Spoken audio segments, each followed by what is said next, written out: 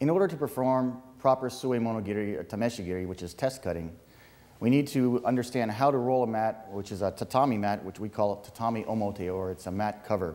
It's made of rice straw, and as it's rolled and then soaked, we soak it for about 12 hours, and it gains the consistency of a normal human target. So what I'm going to teach you right now is how to roll the mat so that it stays tight, it remains together, and a lot of technical pieces don't go flying all over after you've performed your cut.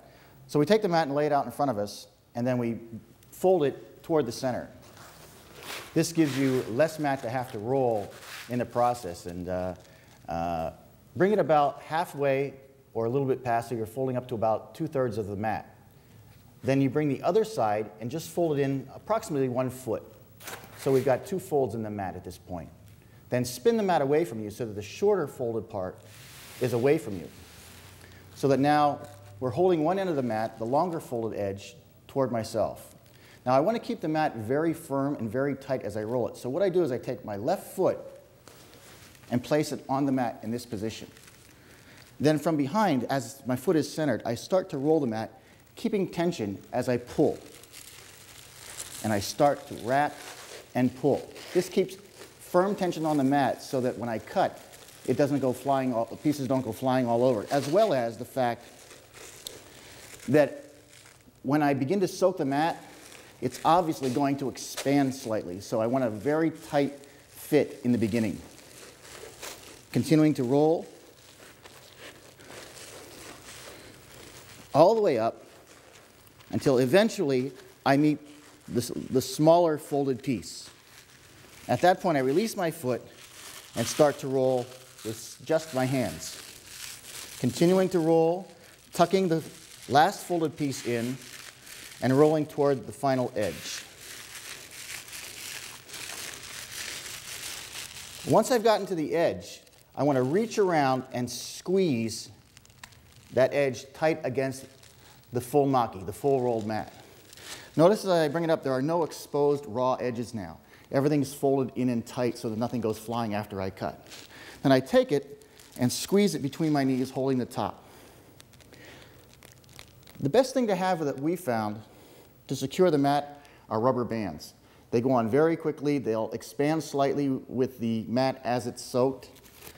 And if you have about 6 of them, it's usually very good.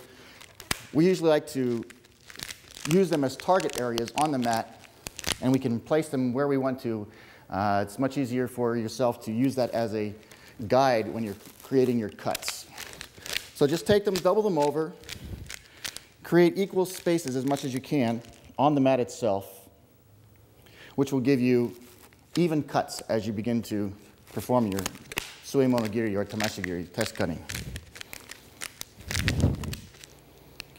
Once I get most of the one end covered, even everything up, then turn the mat over, keeping good pressure against the folded edge, and finish on the other side.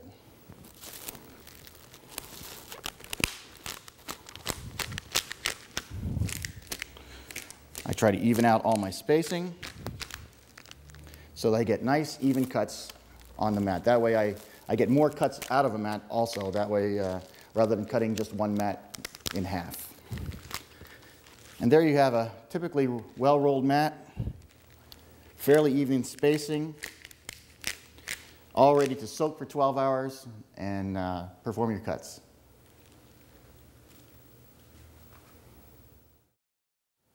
Targeting and cutting are essential to any sword technique.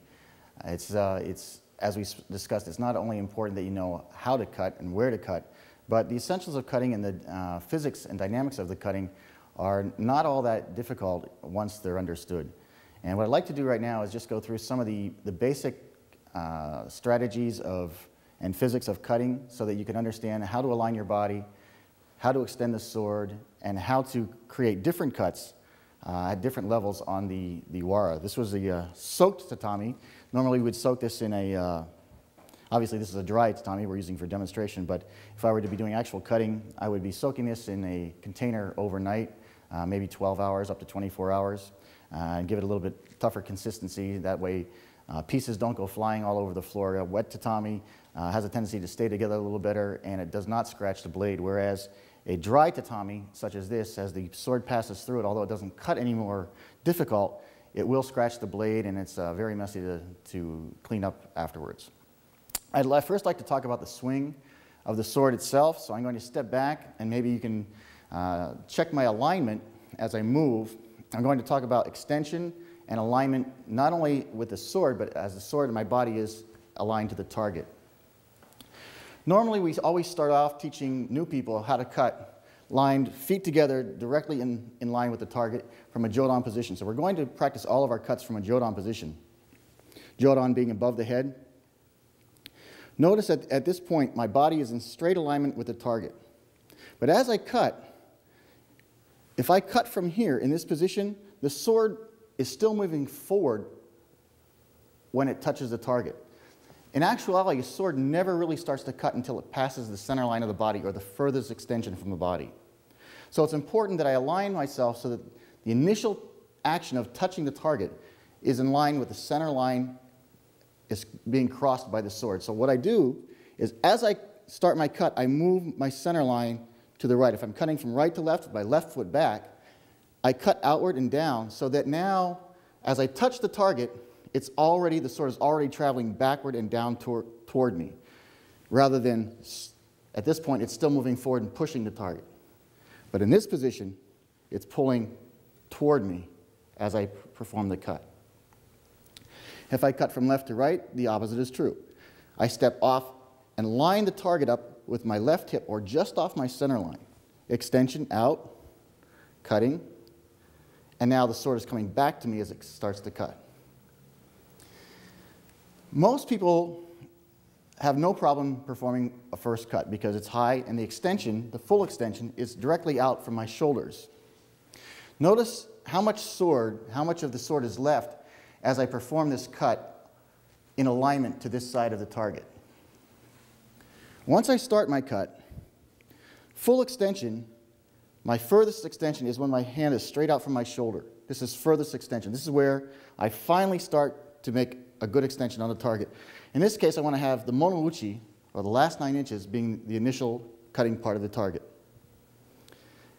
This is easy to do, but what happens for most people is the further down the target they get, the less sword they have to work with. So it's not only essential that you know where to cut, but you have to align and move closer to the target with each successive cut downward. So as I cut in with the first one, I'm using the monouchi. As I cut in with the second one, I have to move slightly forward to have more sword so that I can use the monouchi again. The same goes for the next cut. I want to maintain cutting surface of the monouchi with each successive cut. And this goes all the way through the target. The other possibility, and sometimes you'll be doing this when you're doing kumitachi or working with another partner, you not only have to, you can lower the sword by moving forward, or you can lower the sword by lowering your body. This also gives you the most extension on the sword as you cut.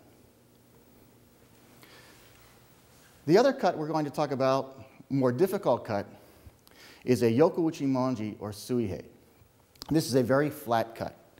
And we usually practice this from a position, a stance, the feet are spread, the arms are straight out from the target is just off my center line. So that as the sword passes, we're already cutting. Try not to swing the sword from the side. This is actually pushing the sword. And as I turn my body, I want to turn my entire body with the sword, extend and allow it to cut. That way, as my sword then passes the center line of my body, it's slicing. The next cut is a kiriage, or a rising cut. On a kiriage, it's essential that the sword continues to move forward through the cut. So I don't want to just come up and pull the sword back. Let me see if I can pull for you. If I pull the sword back toward me, the cut stops. In kiriage, the kisaki has to move forward to its final position as far away from the swordsman as possible. As soon as the hip retracts, the cut will stop. So if you use these basic principles in cutting, I think you'll find that your cutting will improve, your targeting will improve, and you'll have much better cuts and less chance of bending your sword.